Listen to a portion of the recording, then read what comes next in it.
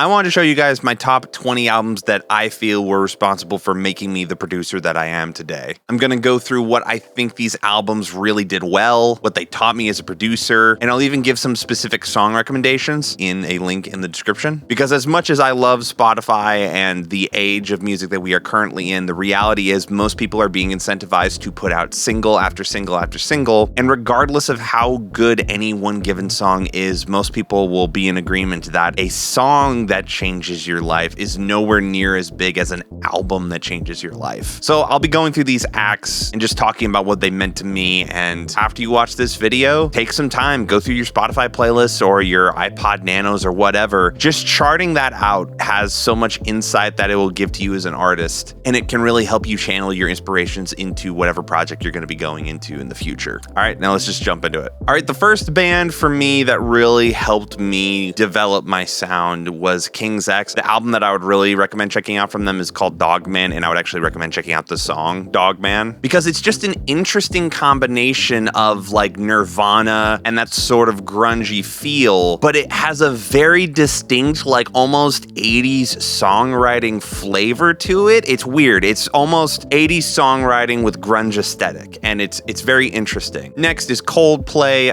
specifically the album Milo Xyloto. A lot of people do not like this album. I think it is probably the best album that they have ever made. I think it's just the perfect combination of early 2010s rock music and electronic music, because in my mind, this is an electronic rock album. It's probably the most poppy that Coldplay has ever gone, in my opinion. This album really taught me that good songwriting kind of trumps everything, because even though I'm talking about how much I love this record from a production standpoint, these are just beautiful songs without taking away from it. Next up is the Monkees. I have loved these guys since I was a kid. But yeah, the Monkees were almost hated because they were one of the first bands that got outed for not actually playing their own stuff in the studio, which if any of you are interested in watching, there's a great documentary called The Wrecking Crew that actually goes through the band that recorded all their stuff. But when you strip back all of that stuff, this is just kind of an amazing psychedelic pop record from the 60s. Now, the first artist that I ever bought a CD for was this guy. This is John Denver. Everybody knows him for Take Me Home Country Roads because of the West Virginia meme on TikTok, but I think it's also criminally sad that he's only known for like this one meme, because this dude has written some of the most beautiful music that I've ever heard in my life. Pretty much everything I know about folk songwriting and the simplicity of just an acoustic guitar, a vocal melody, and a story. It comes primarily from John Denver stuff. I'm gonna make the most sharp cut I've ever made in my life. To Skrillex, I'm not even joking, guys. The reason why I got into producing music, like the actual like production side, was because of Skrillex. It was unlike anything else that I had ever heard in my life. And for a nerdy little kid, there was just so much to love about this side of music. I'm gonna say that specifically the Bangarang EP is probably what made me fall in love with him the most. I think it was the first time I'd ever heard like a vocal chop where clearly somebody had like sung like a full vocal line, and they chopped it up into a pattern that was different than how the original singer sang that line. And it's beautiful to this day. I still really love this song. Yeah, I get that like a lot of people don't like the wubby texture stuff, but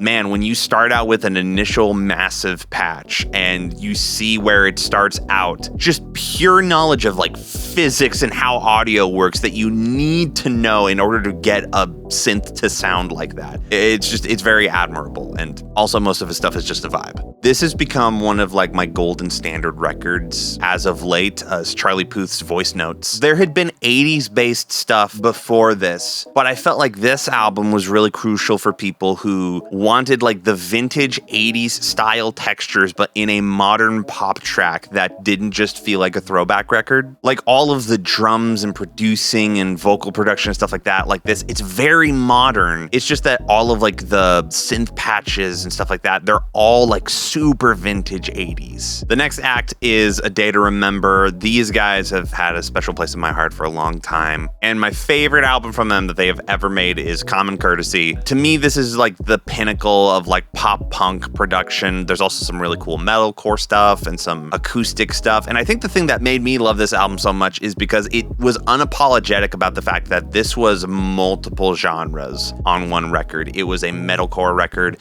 It was a pop punk record. It was an acoustic folk record. It was an old hardcore record. Like, it was all of these different things. Also, the vocal production is really great. The next act that kind of changed my life was Periphery, specifically Periphery 1. I just, like most other people who discovered this style of music, I had never heard anything that kicked my nuts in a groovy metal way like this. I remember Icarus Lives was like the first one that I had ever heard from them. And I had never heard anything like that. And I know that there's like discussion in their fan base about how they're tired of that song and they don't want to play it anymore. And I totally get that. But just like at that moment, like the inner child in me was like, oh my gosh, what is that? Most of my early demos that I will never show anybody was me just trying to be Periphery. The next act was Daft Punk, specifically Discovery. And you know, I don't need to defend this album. Everybody loves this. I got to experience this independent of like the setting that it was probably intended to be listened to. I feel like with these like dance records, when you add a single shaker on the upbeat every other bar, you can make that feel like an event if you're building up to it very slowly. Also, they have an animated movie that they made specifically for this album called Interstellar 5555, and like this isn't an anime that existed that they then put their music on top of. They made the album and then they made this anime to their album. The next act is Journey.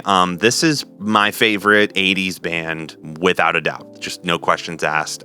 So much of my songwriting I learned from just listening to their greatest hits album over and over again and just trying to figure out what they were doing. Like, if you've ever tried to like play drums, try learning Don't Stop Believing It. You'll just be like, what is this? There's like these weird off-time fill things and there's never actually like a full beat that comes in, but it just flows with the song. Basically, this album taught me how to write songs. A more modern record that I really love is Sad People Dancing by La Bouquet. This band sadly does not exist anymore. The main creative mind behind it, Oliver the Kid, is still creating music, and you should go check him out. I think he's releasing new stuff. Like Spencer from the band Camino, his caption is "I'm a loser, baby," which is from this album. So yeah, if you like the band Camino, you might want to check this out. I think the reason why I love this album, it's like the most elevated version of that kind of alt-rock sound without it being like a straight up pop record. All of the writing is really good. All of the lyrics are just super colorful. It feels so unified as like one thing. Then we have the Goo Goo Dolls. When you listen to the textures on this record, you can hear a lot of modern like 90s acts that are grabbing that sort of poppier version of 90s aesthetic. A lot of them are pulling it from this, I think. Next act that I really fell in love with was Tom Petty. Probably my favorite record from him was Southern Accents. I guess it kind of taught me like it's okay to expose part of yourself in your art, which is something I always struggled with for a long time. The next one is Porter Robinson's Worlds. This album almost did exactly what the Daft Punk record did for me, but like this album came out in like 2014 and there was just this weird sort of like almost indie vibe to this electronic record. You just get washed in this like ocean of ambience and it's so beautiful and it's like the musical embodiment of melancholy. Next up we have Laney, specifically Malibu Nights. This is one of my favorite records ever. Again, it's one of the few like I love every single song on this record. For me, it was kind of a natural evolution from like the Charlie Puth era where there were 80s elements in a pop track. I just loved it, especially Thick and Thin. This song is almost solely responsible in my mind for the revival of that like new jack swing drum beat. Next up is Making Mirrors by Gautier. A lot of people know somebody that I used to know, and pretty much nobody knows any song other than that one song. And it makes me sad that like people only know this one song from this album, and I will always shout this out as being the most criminally underrated albums ever. Next up, we have U2's Joshua Tree. This album really means a lot to me. I kind of discovered U2 and Joshua Tree completely independent of anybody else. It was borderline a religious experience for me. There's so much texture being filled out. Finding out that it was a 4-piece and that this huge arrangement was 4 people with like a tiny bit of overdubbing in certain parts. It blew my mind. And I will always love this album. And then, of course, this list would not be complete if I didn't address the big elephant in the room, which is the 1975. I know that I've complained about how many times I make their tutorials. Like, I complain about it for fun, but like, if there was any band that I would be totally okay with just recreating their entire catalog for fun, it would be this band. This band means a lot to me. There was all of this like conflict of like rock versus pop and rock versus pop. And I felt like this was the first album that I ever heard that truly combined those two into a form where it just worked. And it almost harkened back to that like Tom Petty level of just like, we are unapologetically in this rock world, but we are also a pop band. And just the way that the production layers fit into this, the reason that I throw like an ambient pad under pretty much every song that I do right now is because of this album. Glory Sound Prep by Jon Bellion. If you have been around me in my personal life in any capacity, you will know Jon Bellion has literally altered the shift of my life. Like, I decided to go full-time into music because I was at a Jon Bellion concert and I was just like, I'm done not being a part of this. And I told my parents the next day that I was going to drop out of college, and here we are today. But yeah, this album is just so special to me, and I'm not even going to be able to quantify it into a genre because this is just the pure essence of a producer who is at the top of their game, just doing whatever they want, and it sounds amazing. I honestly don't know how to end this video. Honestly, guys, I just love music. I am so happy that I decided to do this as a job, and I feel like, you know, if I'm being real, there is a tendency to not appreciate all of the things that have brought us to where we are. And it's really easy to get distracted with, well, the last TikTok didn't do that well. The last mix that I didn't turn out the way that I wanted.